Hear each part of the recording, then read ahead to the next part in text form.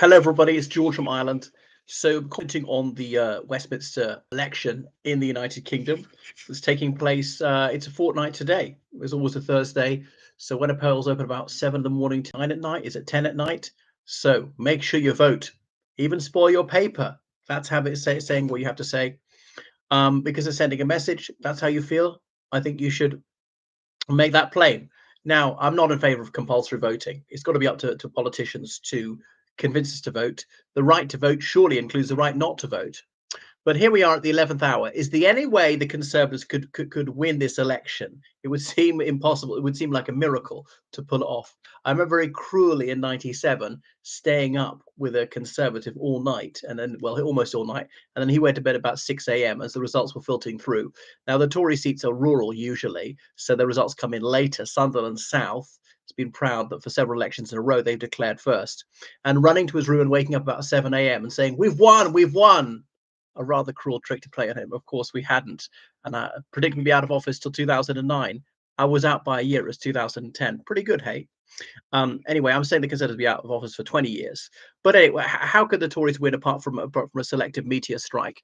Well, to go further on tax, obviously keep hammering that one. The Labour's going to tax you and tax you and tax you.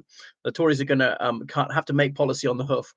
What would the Conservatives cut more to make these a bigger tax cut credible?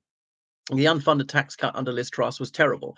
I suppose cutting benefits, universal credit, say there are too many malingerers, people claiming to be too well to work when they're not. Yes, there are people who are genuinely disabled, but there are people who claim they're too depressed to work. And we wouldn't have tolerated as a generation to go, you got to work. Like Maggie Thatcher, the Sermon on the Mount, when she addressed the General Assembly of the Church of Scotland in Edinburgh and quoted St. Paul, "Those who do not work shall not eat."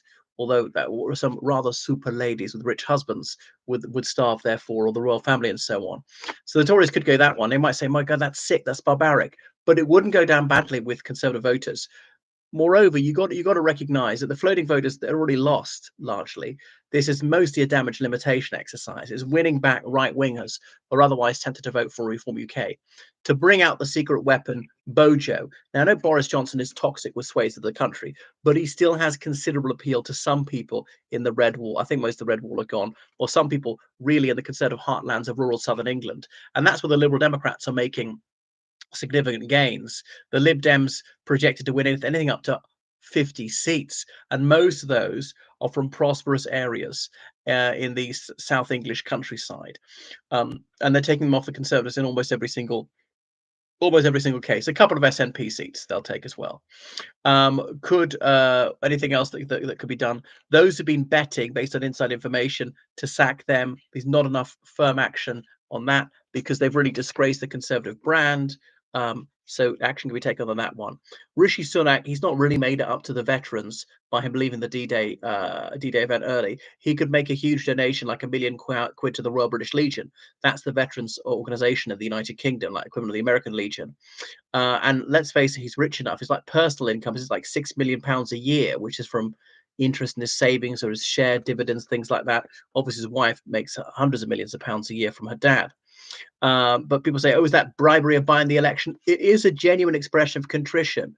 Okay, sorry is just a word. That is something is actually going to help the veterans. Some people dismiss it as a cynical ploy. Others say, no, it's genuine. Okay, he has actually helped them in a way nobody else.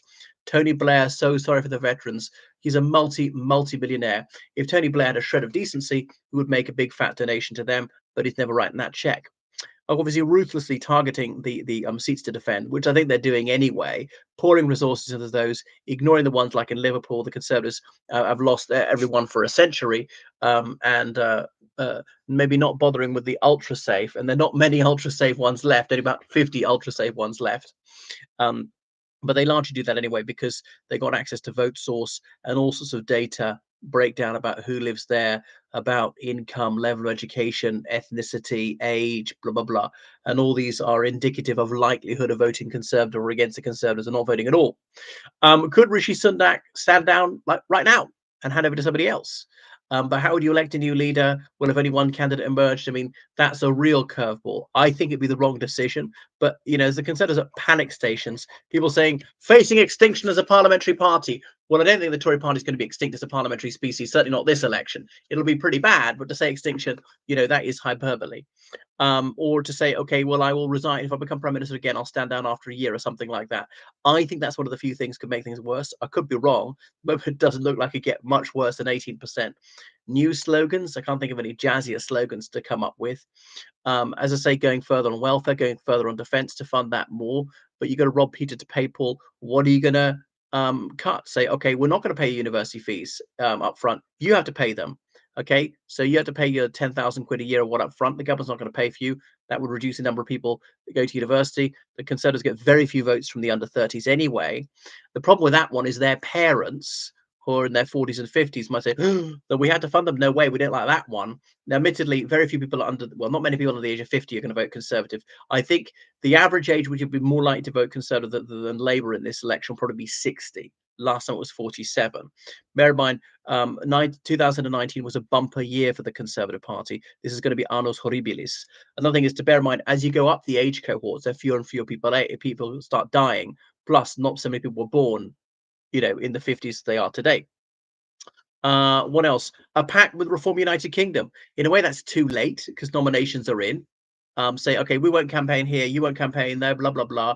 We'll give you Clacton and a couple of others. You don't campaign anywhere else. But again, I'm not sure that would really work, even if Reform publicly accepted. Some people have made up their mind. Reform is there in the ballot paper. So it's a bit too late. I mean, I think it was a wrong decision to do. If it would have been to make such a pact, I could be mistaken. Because even if it saved the Conservatives some seats, maybe dozens of seats this times, in the longer term, there's more of a problem with Reform UK being guaranteed a foothold in Parliament. And the big question is not what happens now. They'll get, I reckon, 3 seats. Some people are saying up to 7. Is what happens next time. Are they wiped out in 2029? Or do they build on that? And it's just way too far out to say. I think that they get wiped out next time. But, only time will tell. A week is a long time in Parliament, in politics. I'm obviously tired of quoting that 60s and 70s Labour Prime Minister Harold Wilson. If a week is a long time, then 5 years is an eon. What can they do about the National Health Service? I mean, that's one of the biggest problems. They could say, how are they going to fund that? Bring in more doctors from Cuba, something like that. I've said, instantly recognize qualifications from some countries like India, or whatever, or abolish the need for a return to practice course. I mean, I knew a nurse who gave up nursing, considered going back, but she'd have to do a return to practice course. We could say you don't need to do that because it's urgent to get people in and practicing. We could say we're not going to treat smokers, like for lung cancer, you give up smoking, we won't treat you, or for anything, and that will reduce smoking rates and take pressure off the NHS. But is that too far? Is this inhumane? I'm just thinking out loud here. What else could be done to improve it? What else could be done about immigration? In some ways, I think the Conservative Party has actually gone too far in immigration, because to not let somebody's spouse in, no, even people on low incomes have the right to fall in love. That if you earn under £35,000, you can't do that. So a lot of teachers at the beginning of their career, or police officers or nurses, wouldn't make that amount of money. So whether you're rich or poor, you have the right to bring the person you love in. I think that's grossly unfair. But I'm not sure how the Conservative Party could go further. I mean, the Rwanda plan, I think you should have done something like that. Rwanda was probably the wrong country to pick. So yes, it's just probably too late. But here I am clutching at straws. Some ways the Conservatives could not win, I think, but maybe reduce the scale of the disaster that's imminent. What do you think? To pull a rabbit out of a hat, what magic trick could Rishi Sunak perform, waving his wand to pull this off? The greatest upset at the last possible moment. Is there anything could make the Conservatives win, or at least lose not quite so badly, so that he would head at least a healthy opposition until his undoubted resignation at dawn on the 5th of July?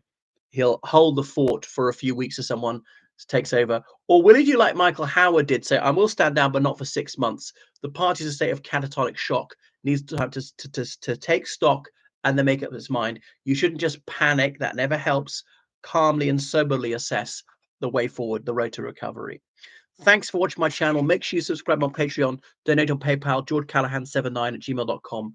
Goodbye.